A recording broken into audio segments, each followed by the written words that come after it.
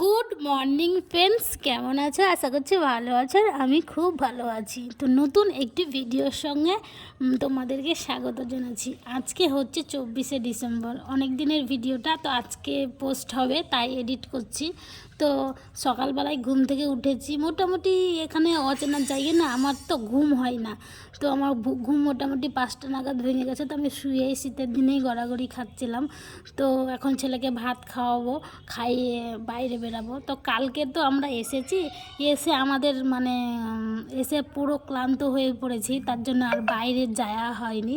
তো আজকে সারাদিন ঘুরবো, ঘুরে কালকে আবার বাড়ি চলে যাব।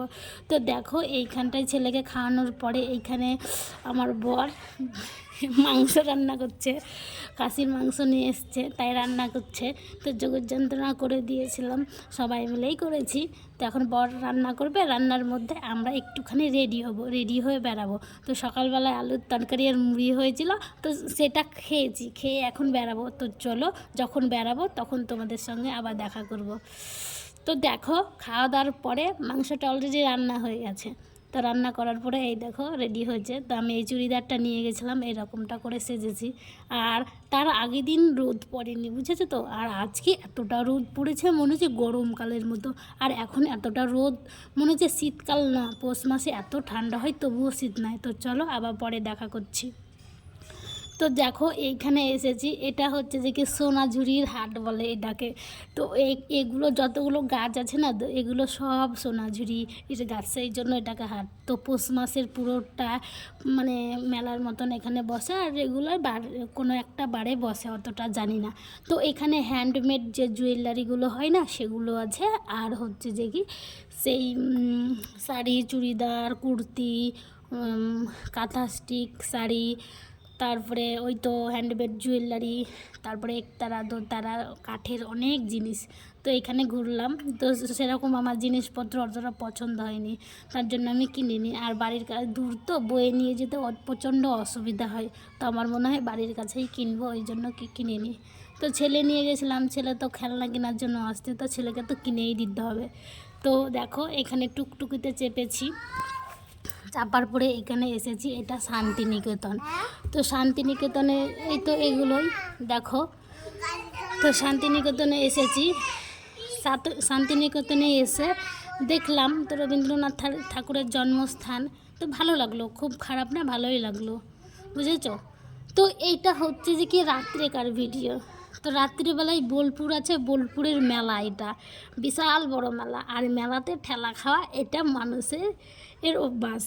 তো মেলাতে এতটা ভিড়, ঘুরবো কি, ছেলে নিয়ে পুরো অস্থির। আর আমার ছেলে পুরো মেলাতে যতক্ষণ ছিলাম ততক্ষণই কেঁদেছে, ওর তো কোনো জিনিস পছন্দ হচ্ছে না, সেই জন্য। তো আর এইটা একটা নাগরদোলা দেখো, সে যে চাকতার মতো দিয়ে উঠে যাচ্ছে, উঠে যাওয়ার পরেই এটা কিন্তু ঘুরতে শুরু করবে। আর এইটা তো আমি প্রথম দেখলাম, বুঝেছো। তো এর আগে দেখিনি, এটা আমি প্রথম দেখলাম। আর পাশেই রয়েছে একটা বড় নাগরদোলা, বাপরে, এই নাগরদোলাটাও আমি প্রথম দেখেছি। এর আগে এত বড় নাগরদোলা দেখিনি। তবে এরকম নাগরদোলা দুটো তিনটে মতো বসেছে। আর এই দেখো চাক্তার মতো, এই ছাতার মতো এই জিনিসটা এই রকম করে ঘুরছে।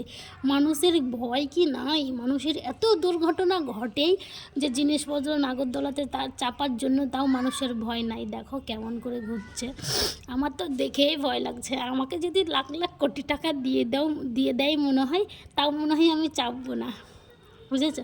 তো বেশিক্ষণ ঘোরাচ্ছে না, অল্প একটু ঘোরাচ্ছে। তো অনেক সবাই দেখেনি হয়তো, তাই ভিডিও করছে।